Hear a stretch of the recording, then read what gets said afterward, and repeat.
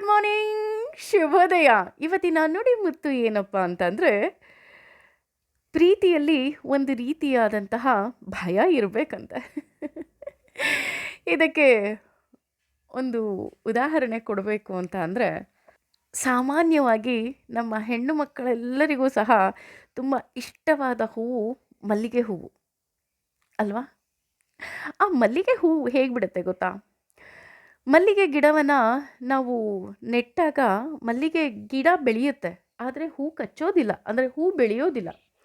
ಆ ಮಲ್ಲಿಗೆ ಹೂ ಬಿಡಬೇಕು ಅಂದಾಗ ಏನು ಮಾಡ್ತಾರೆ, ಆ ಬಳ್ಳಿಯನ್ನು ಭೂಮಿಯಿಂದ ಕೀಳ್ತಾರೆ.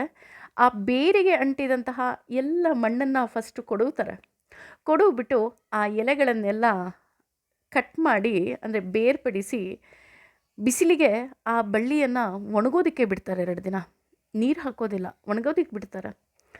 ಅದಕ್ಕೆ ಹೆದರಿಸ್ತಾರೆ, ನೋಡು ನೀನು ಹೂ ಬಿಡಲಿಲ್ಲ ಅಂದರೆ ಹೀಗೆ ಒಣಗೋದಕ್ಕೆ ಬಿಟ್ಬಿಡ್ತೀನಿ ಅಂತ ಹೆದರಿಸಿ ಮತ್ತೆ ಆ ಗಿಡವನ್ನು ಭೂಮಿಗೆ ನೆಡ್ತಾರೆ.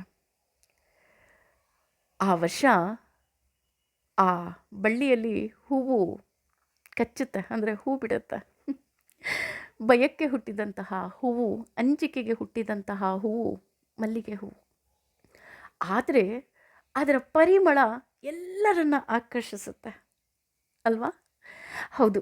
ಇದು ಯಾಕೆ ಈ ಉದಾಹರಣೆ ಕೊಟ್ಟೆ ಅಂತ ಅಂದರೆ, ನಾವು ಪ್ರೀತಿಯಿಂದ ನಮ್ಮ ಪ್ರೀತಿ ಪಾತ್ರರಿಗೆ ಮಲ್ಲಿಗೆ ಹೂವನ್ನು ಕೊಡ್ತೀವಿ.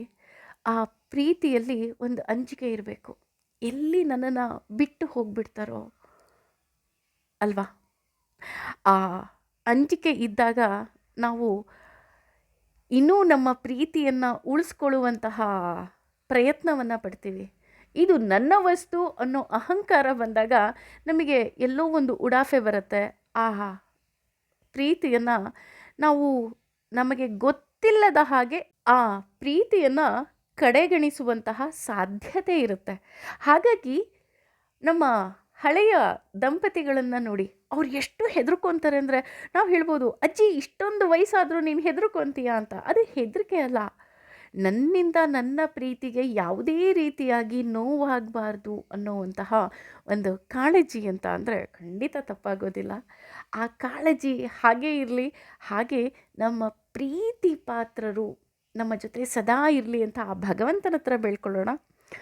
ನಮ್ಮಿಬ್ಬರ ಪ್ರೀತಿ ಮಲ್ಲಿಗೆ ಹೂವಿನ ಘಮದ ಹಾಗೆ ಸದಾ ಪಸರಿಸಲಿ. ಏಕೆ ಅಂದರೆ ಪ್ರೀತಿ ಪಸರಿಸಬೇಕು, ಅದರ ಪರಿಮಳ ಎಲ್ಲರನ್ನ ಆಕರ್ಷಿಸುವ ಹಾಗೆ ನಮ್ಮ ಪ್ರೀತಿಯನ್ನು ಬೇರೆಯವರು ನೋಡಿ ಪ್ರೀತಿಸಿದ್ರೆ ಅವರ ಹಾಗೆ ಪ್ರೀತಿಸಲಿ ಅಂತ ಹೇಳಿ ಹೊಟ್ಟೆ ಕಿಚ್ಚಪಡ್ಬೇಕನ್ರಿ. ಏನು ಹೇಳ್ತೀರಾ?